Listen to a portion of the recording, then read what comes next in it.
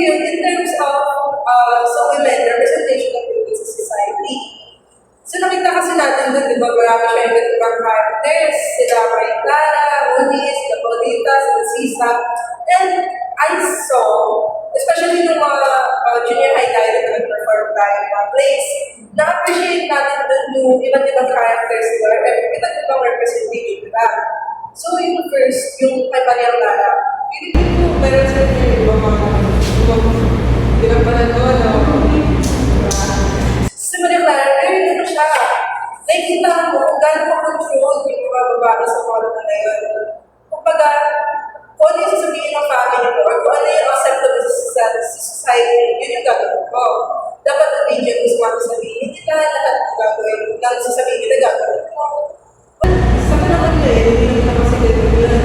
Kadalasan nare-relate naman yung mga anak ko yun dahil mag-iyakan dito. Tapos makikita ko din doon na during that Spanish colonization, walang freedom yung mga kababaihan na pinili mo na yung gusto nilang gawin.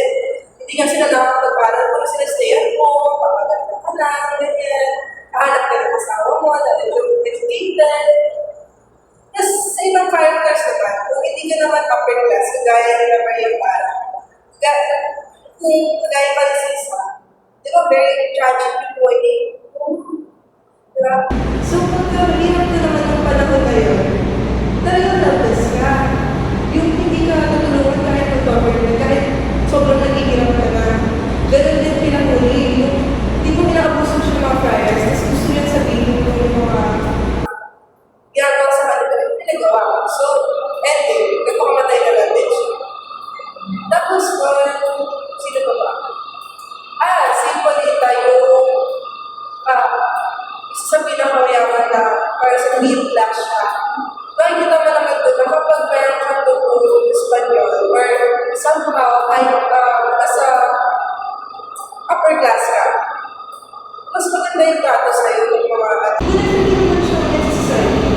Kasi kapag foreigner, mataas yung tingin natin, gusto natin yung alam ng culture nila. Pero kapag Pilipino, maasim. Diba, maasim agad. Maasim, magtambay, kapag ganyan. So yun, yung pinaka-reflect sa atin the home story time is parang more tinatanggap natin yung colonial mentality. Kung ano yung gusto taas natin yung naiiba sa atin, kung ano yung gusto natin, is na embrace natin yung mga sarili. Kaya sino pa? Gusto ko bang share ng mga experience na yung mga sa loob nila? Sa akin naman yung role of church yung Spanish colonial period. Kasi, di ba, alam niyo naman, pag-uusapan natin yan, yung panahon na Rizal. Hindi naman talaga natin pwede iiwalay yung simbahan, di ba? Tapos yung mga Friday, Diba, hindi rin pwede iwalay sa yung church, diba? tapos talaga yung parang yung mag-iiba ka na naman pag-ulo. Kasi di ba tayo lahat, iba yung religious natin, di ba? Ngayon talaga kung sabihin mo ano yung mismo role ng yung mga gampanin natin mismo ng religion. So, ganun din naman yung mga sa panahon nila sa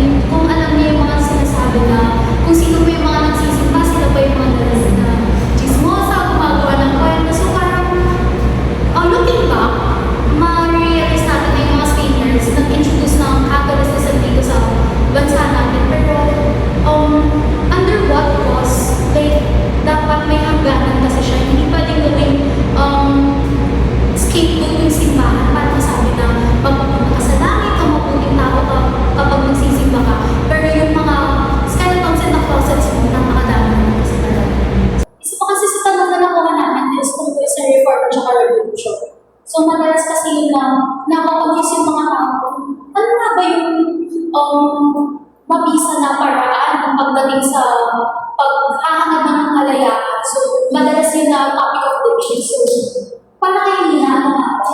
Kasi sa akin namin yun, parang laging may dalawang ganda sa baba. Ang tawag na sinabi ko yung reform sa revolution. Parang sila, sorry, bulan na. Parang sila naglalagay ng tuwi ng mali, pero kung magkakaibang paraan at tuwi sa kanilang pag-uusal. Kasi sa reforma, ano to ay parang may pagbabago sa loob ng komunidad ng sistema. So, parang yung pag-aayos ng bahay na hindi mo gigibain. Hindi ko yun yung saan ay sila. Sa halimbawa na yung kay Ibaras, kasi isa siyang character sa novela ni Lizelle sa Molina Tangere. Ay nagbalik sa Pilipinas na sinubukang magpatayo ng kaaratan at nagpahangad ng pagbabago sa mapayapang paraan. Sa parang ito, parang mas ano siya, parang sa parang ito, parang mas kontrolado ang pagbabago at kadalasan mas kaunti ang sasaktan. Ngunit ang tanungan, sabi nga nila, sapat ba kaunti yung pag-ayos kung ang punta mismo ang may problema? Kasi sa huli, bilang ito ang usapin ng base pagbabago, hindi ang galing ang direction nito. So, ayun nga, katulad ng sinabi mo kasi nila, gawin yung paraan ng reforma. Pero paano naman kasi sa akin? Valid din naman kasi yung paraan ng revolution. Sa way na, naalala ko kasi dati nung grade 10 pa ako, hindi ko maintindihan kung bakit pinapagawa project yung mga novela ni Rizal kasi, di ba, anong connect? I'm sure lahat kayo naranasan yun na gusto ninyo ang mapawala. So, ang pinakatumatak sa akin is yung sinabi ng teacher ko. So, shoutout kay Ma'am Blanca Flor kung nanonood ka man po. So, yung sinabi na kasalanan ang maging tahimik sa isang bansa pilit na gustong mag-ingay. So, I dwell on that actually. So, naisip ko kasi, oo nga, tama siya. So, nung mga unang libro, katulad ng Molina Tangere, makikita natin yung journey ni Crisostomo Ibarra kung saan pinili niyang ipatuloy yung ginawang mga mabubuting asal ng kanyang ama, katulad ng pagpapatay ng mga paaralan. Ngunit unti-unti din kasi nabusan yung mga mata niya sa mga bago ng bansa ng time na yun. Katulad na ng mga bago na ginagawa ni Padre Ramos sa simbahan. Tapos yung nangyari pa sa amin naman yung si Maragara, diba? Alam naman natin kung gano'n ka-tragic yung nangyari. Tapos, na-realize ko na minsan kasi hindi madadaan-daan sa kabutihan ng loob. Pero hindi lang kasi ibig sabihin nun is gumawa ka na ng ikasasama ng mga tao. More like, minsan kasi may iba't ibang paraan ng pagpapakita ng kung ano yung gusto mo, tapos kung ano yung gusto mong parating sa isang bansa na nakalihis na sa nakasanayan mong goals or nakasanayan mong hinahangan. So, makikita natin kasi yung kay Simon. Bakit si Simon kasi, more din na puno siya eh. Kasi yung mga Crisostomo Ibarra niya, yung Crisostomo Ibarra pa siya, makikita niyo naman na pinipili niyang tignan ang lahat na may dinadalang pag-asa. Na may pag-asa siya na baka sakaling magbago pa yung mga tao na sa paligid niya. Pero nung si Simon na kasi, more din na puno kasi siya na punta sa isip niya na, bakit ganun? Sa ginagawa ko paraan noon, walang nangyayari. Pero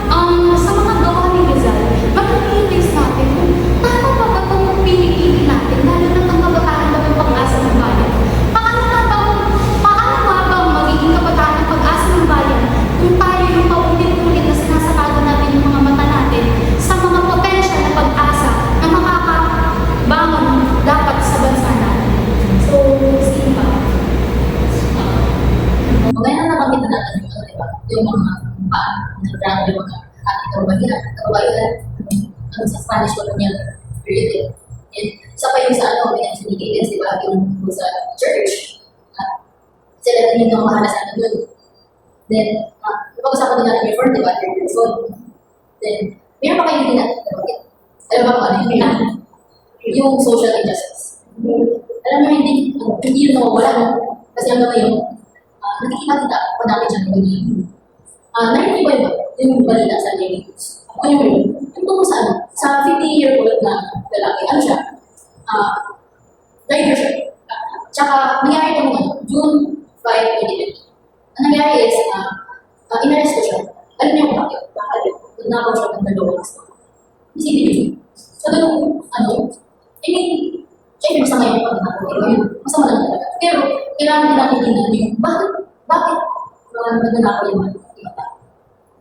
Dalawang bakit? Dahil na, actually, i-face na din natin. Yung Pilipinas, mahirap na talaga. Mga bata, hirap. At minsan, gumagawa sila ng mga justifications sa yung nanakaw, gano'n. Kung iisipin, bakit yung mga nanakaw at inarresto? Samantalang yung mga magaling natin, ang politicians, di ba? Tugod yun. Hindi pa sila na-arresto. Ano?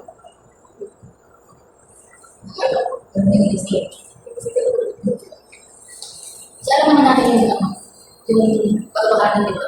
Especially yung issue ni ating magaling Sara Duterte, di ba? Bakit kayo hindi siya natulungan?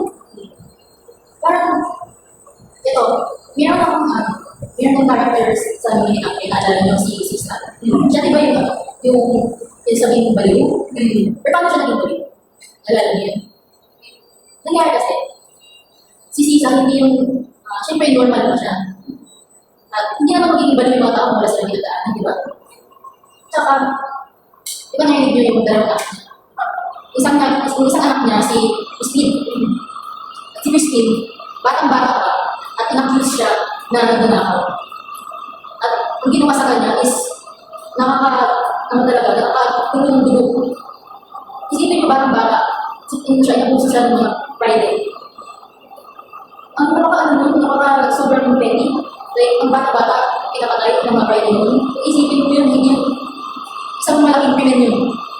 Isang malaking, hindi siya justified. Kasi wala namang talagang kasalanan sa Christine. Inag-ano lang siya. Ang tawag mo, hinahagan siya. Hindi siya ng Friday. Tapos, ang nangyari nun, nabalik sa Sisa. Dahil nga sa mga nagkaroon ng Friday na yan. At dito din talabas yung term na inequality. Napapansin mo palagi mga mayaman ang nanalo. O yung mga nakataasan, yung ang sa atin, sa hierarchy. At palaging panalo yung mga mahihirap dito. Ano lang ang gusto ko yung out? So sa event na kasi nagiging jailer, natatangkaan kasi natin, di ba, meron na siya talaga sa yung estudyante na pinanay. Tapos nag-invite siya ng mga tao, whether kasalanan ng tao na kasi ang sinasabi ng mga militaries, sumama siya sa gawain ng NPA, which is ang illegal ng kapatid, ng laban. Pero, looking back, para talaga yung sinasabi nila na kadalasan yung mga pagmumay yung sasaksak sa iyo kaligod kaysa ang mga ganun. Kaya ba, paano nyo i-apply sa concept ba? Apply na natin sa society. Paano nyo i-apply ba sa tuloy natin ngayon? Doon sa mga personal yung buhay. Kasi mga Siguro kasi nasa tamang edad naman na din ako, tapos siguro sa susunod na eleksyon, magpaparegister na din ako yung tao. Hindi mo kayo. Sige ba? Kasi magkakaroon di ba ako tanda, di ba? So, feeling ko, etong mga natutunan ko, hindi lang sa eskwelahan, kundi sa mga nakikita ko din sa balita or sa mismong politics at society, ma-apply ko siya in a way na magiging isa akong responsable mamamayan na iisipin ko yung kapakanan ng mga ibang mga tao sa bansa. Sa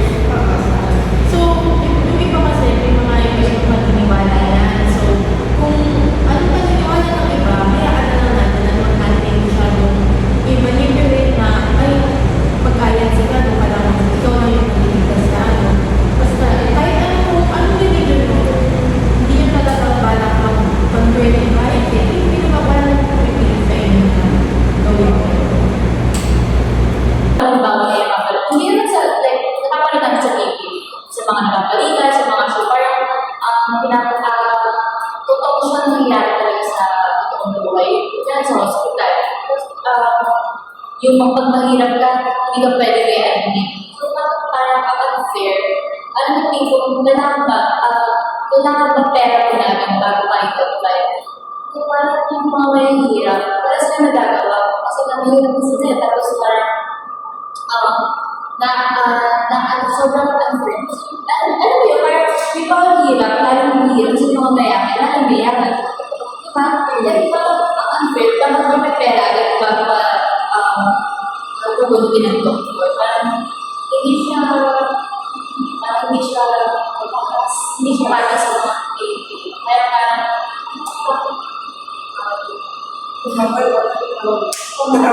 Ikaw man.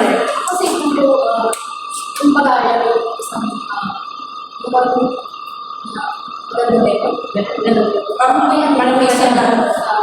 isang malakas sandal. Tawar kailangan yung process. Kasi yung si Rizal, di ba, ano siya, doon siya nalaman yung mga ideas about liberty, yung equality. Naniwala siya na, at dahil doon, naniwala siya na dapat yung mga Pilipino ay dapat gagawin din ng tama. Kasi ang sinabi Rizal, ang pag-aaral. So, ngayon, ano sasabi naman